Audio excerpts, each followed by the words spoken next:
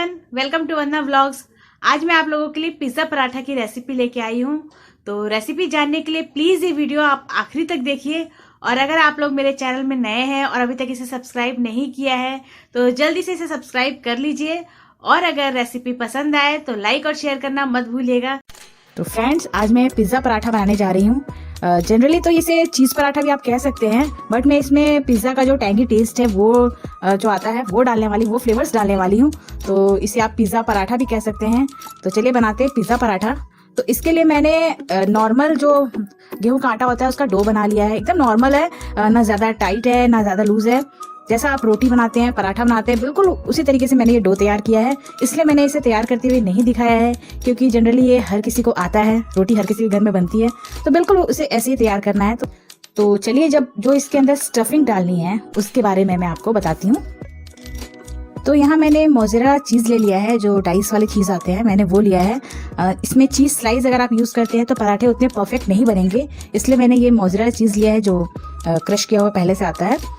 आप चाहे तो जो ब्रिक होता है उसे लेके आप ग्रेट कर सकते हैं, वो भी इस्तेमाल कर सकते हैं। तो ये मैंने करीब 100 ग्राम लिया है। मुझे 4 पराठे बनाने हैं तो मैं उसके अकॉर्डिंग ले रही हूँ। आप जितना भी बनाना चाहते हैं उसके हिसाब से कम या ज़्यादा कर सकते हैं।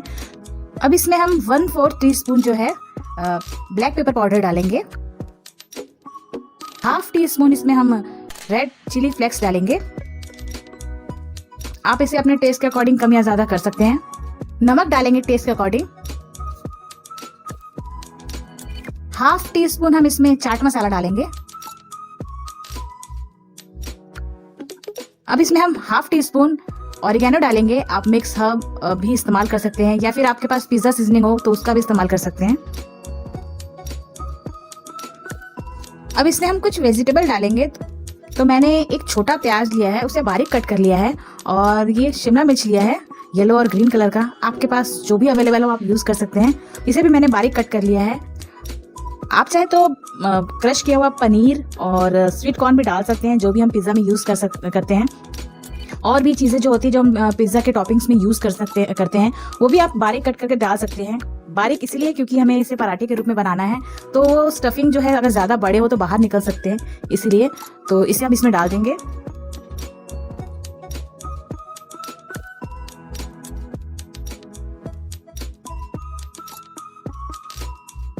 अगर आपको पतले पतले पराठे बनाने हैं तो मैं आपको सजेस्ट करती हूँ कि आप वेजिटेबल ना डालें। सिर्फ जितने मैंने इंग्रेडिएंट बताए पहले, सिर्फ उतने डालने पर क्या होगा कि आप पतले पराठे बना सकते हैं, बाहर चीज़ निकलेगा नहीं। बट अगर आप वेजिटेबल यूज़ कर रहे हैं तो पराठे थोड़े मोटे बनेंगे, क्योंकि अगर हम इसे रोल करेंगे तो फिर वो फटने का डर रहता है, तो इसे थोड़े मोटे मोटे बनाएंगे। बट फ्लेवर में कोई अंतर नहीं आएगा, वेजिटेबल डालने पर ये और टेस्टी हो जाएगा।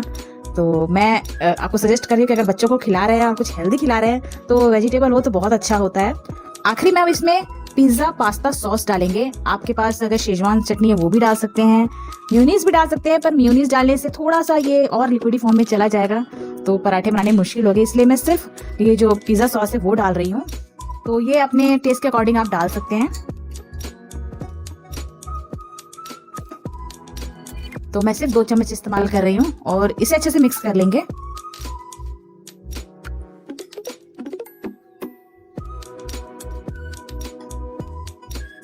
जब आप इसे मिक्स करेंगे तभी इसमें से जो पिज्ज़ा वाली खुशबू आती है, जो ऑरिगेनो वगैरह डालने के बाद आती है, उसी के बाद से आपको ये मुंह में पानी आने लगेगा। और पराठे बनने तक तो बच्चों के पास ऐसे ही इसकी खुशबू पहुंच जाएगी, तो सब बहुत ही चाव से खाएंगे। तो आप एक बार इसे ज़रूर ट्राई कीजिए। तो जो पिज़्ज़ा है, पिज़्ज़ा चूँकि आप जानते हैं मैदे से बनता है, जो कि बिल्कुल हेल्दी नहीं होता है, तो आप घर में इसे ट्राई कीजिए, बच्चे बहुत खुश होकर खाएंगे। तो ये मिक्स हो चुका है, तो चलिए हम पराठे बनाने जाते हैं। और इसे जो हमने ये प्रिपरेशन किया है, इसे पूरा तैयार करने में सिर्फ 5 मिनट का समय लगा है। आपको आटा जो गूंदने में भी 5 मिनट का समय लगता है, तो करीब ये 10 से 12 मिनट में आपका पूरा पराठा बनकर तैयार हो जाएगा। बहुत ही जल्दी बनकर तैयार हो जाता है, बिल्कुल टाइम नहीं लगता। तो जब भी आपको कुछ झटपट और टेस्टी बनाना हो तो आप इसे ज़रूर ट्राई कर सकते हैं। तो चलिए आप पराठे बनाते हैं।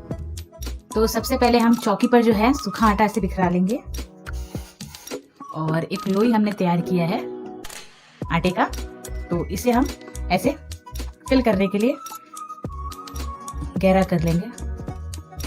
जनरली जैसे हम पराठे बनाते हैं स्टफिंग वाले कोई भी, बिल्कुल वैसे ही हमें इसे स्टफ करना है।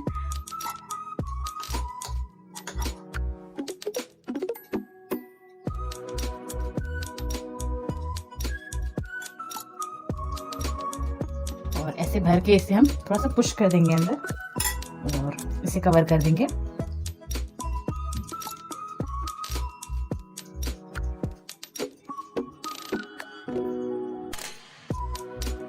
बिल्कुल ऐसे। अब थोड़ा इस पर आटा लगा के इसे हम ऐसे फैला लेंगे। डायरेक्ट अगर हम इसे बेलने लगे तो फिर ये फट जाएगा, इसलिए थोड़ा हाथों से इसे फैला लेंगे।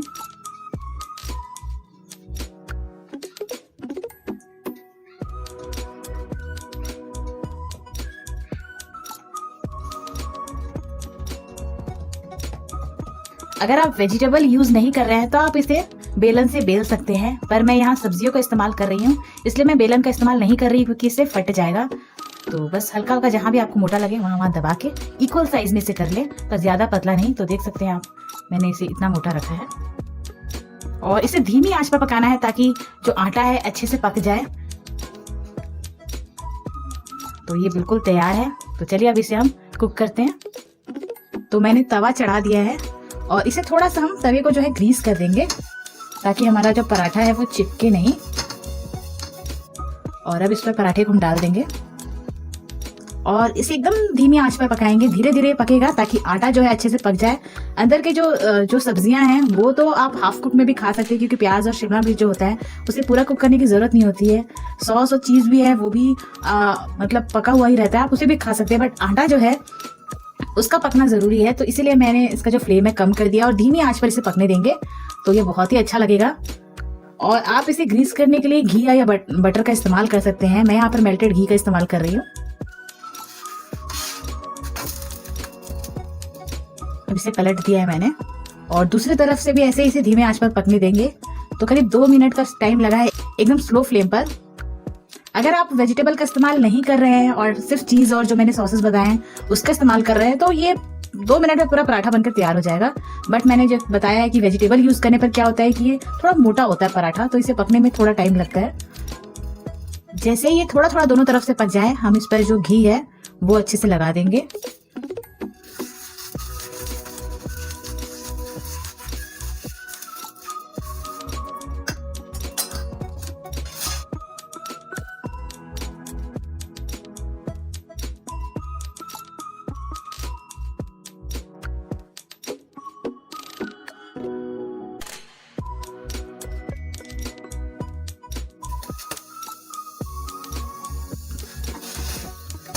तो ये पिज्जा पराठा बनके तैयार है और आप देख सकते हैं कि जैसे ये फूल रहा है पराठा और फूलने के बाद ये फट जाता है तो चीज कितने बढ़िया से बाहर निकल के आ रहा है और बच्चों को ये चीज जो खिस्ता वो दिखाई देता है उनसे उनका जो एपेटाइट है वो बढ़ जाता है। तो आप देख सकते हैं कि पराठा एकदम बनकर तैयार है, सर्व के लिए बिल्कुल तैयार है।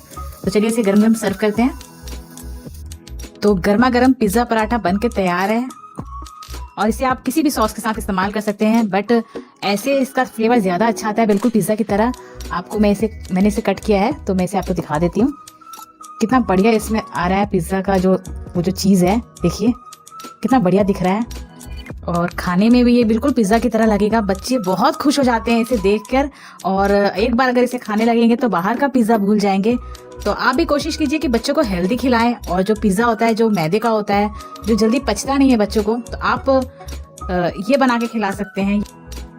तो फ्रेंड्स, मेरी ये रेसिपी आप लोगों को कैसी लगी जरूर कमेंट करके बताइएगा। अच्छी लगी हो तो लाइक करना मत भूलिएगा और सभी के साथ ज्यादा से ज्यादा शेयर कीजिएगा। Thank you for watching.